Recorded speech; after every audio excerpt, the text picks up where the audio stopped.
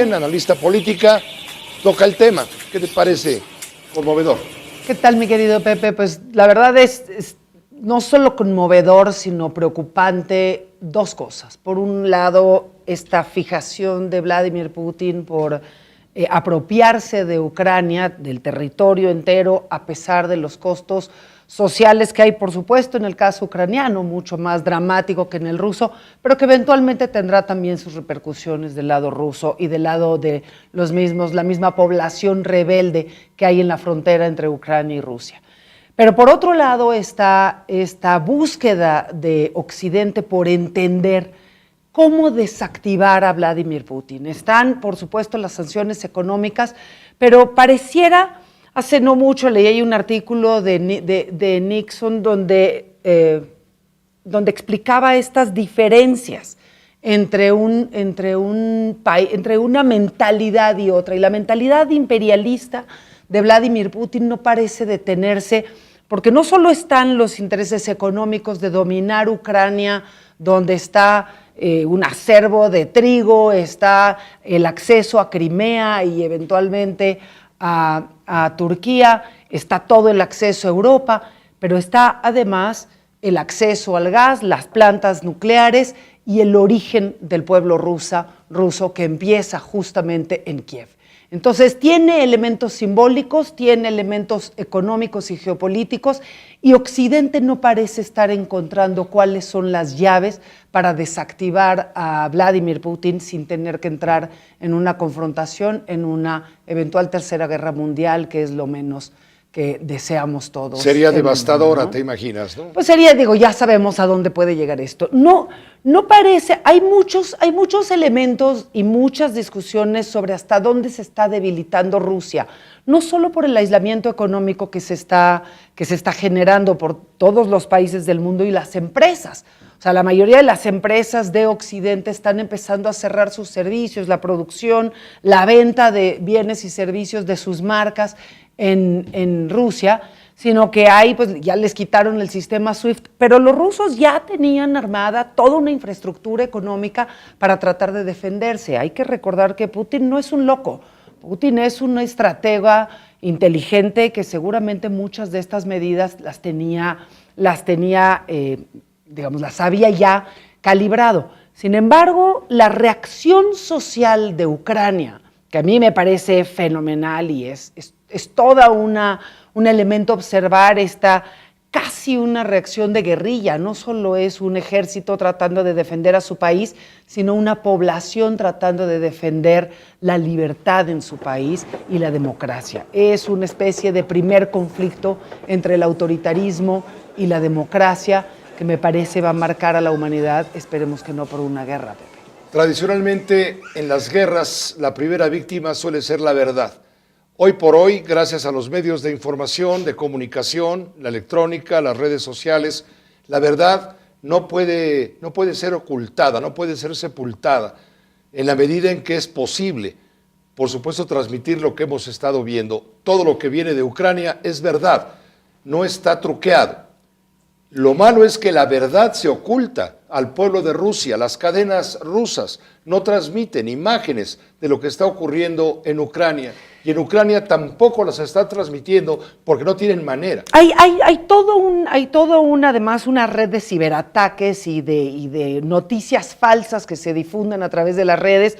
Fue muy famoso hace algunos días donde se empezó a difundir que el presidente de Ucrania ya estaba fuera de Kiev y que ya había abandonado al país, y al día siguiente este hombre, que es un gran comunicador y que ha generado un extraordinario contacto y una gran conexión con su pueblo, salió, recordarás, ¿no? Mandando recorriendo un tuit calles, claro. Y recorriendo calles y lugares simbólicos para que los ucranianos vieran que su presidente estaba ahí al pie de guerra, y mandó este mensaje de yo no necesito una Un mensaje muy dramático, porque les dijo a los ucranianos y al mundo: tal vez sea la última vez que me vean vivo. Así es, pero ahí está, al frente de su país, al frente de su pueblo, y eso ha generado una gran unidad, por lo menos en todo el lado de origen ucraniano y que habla ucraniano. Este mismo presidente se comunica con la mitad, entre comillas, en rebeldía de los ucranianos, que es la población de origen ruso y que habla ruso, y tratando de generar un primer enlace entre los ucranianos para defender a su país. Entonces, me parece que en términos de comunicación política el presidente está haciendo una gran labor y esta resistencia que se está generando y gracias a las redes y a lo que han logrado, pues lo poco que tienen para comunicarse los ucranianos, está también mandando señales al pueblo ruso que si bien no pueden ver estas imágenes en sus televisores porque las cadenas oficiales lo tienen, por supuesto, vetado, te aseguro, Pepe, que a través de las redes sociales se está filtrando mucho más información de lo que nosotros creemos.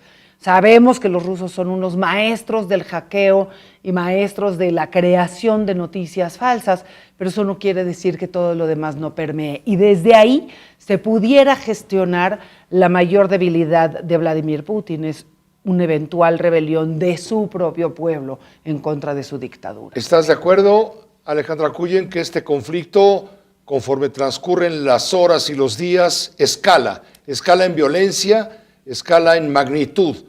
Esto es un hecho. Y en medio, la población civil que es rehén, víctima justamente de este conflicto. Esto es grave. Y también está el tema de las religiones.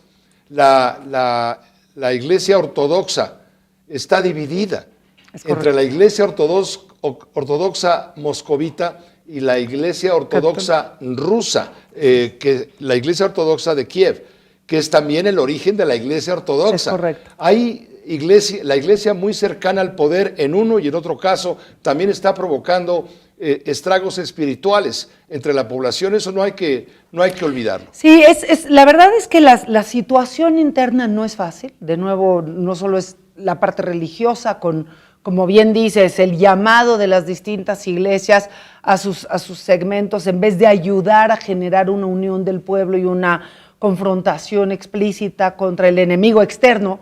Para nosotros los mexicanos no hay nada más obvio que ante un enemigo externo todos estamos de acuerdo para defender a nuestro país, y así para muchos países. Y en este caso lo que vemos es una población completamente dividida, donde una parte importante, es casi el 40%, pues que está en la frontera con Rusia y que comulga, digamos, con las ideas, con la ideología, con el pensamiento y con las intenciones de Moscú. Eso dificulta mucho las cosas y, por supuesto, la fragilidad de Ucrania en términos bélicos, pues frente a una bestia del tamaño de Rusia y con las capacidades de Rusia para hacer esta opresión completa del pueblo ucraniano.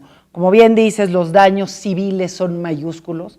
Habrá y seguirá la migración hacia Occidente, que está pues abriendo sus brazos para recibir a toda esta gente, pero eso no quita la cantidad de niños, mujeres y hombres que están muriendo en la lucha por defender a su país, que difícilmente logrará sobrevivir en un primer momento. Es hasta que caiga Putin que eventualmente seguro se logrará la liberación de Ucrania. Llega al alma esa canción interpretada por esta niña, durísimo, llamando al amor y a la paz. Muchas gracias. Qué gusto verte, Pepe, y sigamos muy de cerca este conflicto que creo es el primero más importante del siglo.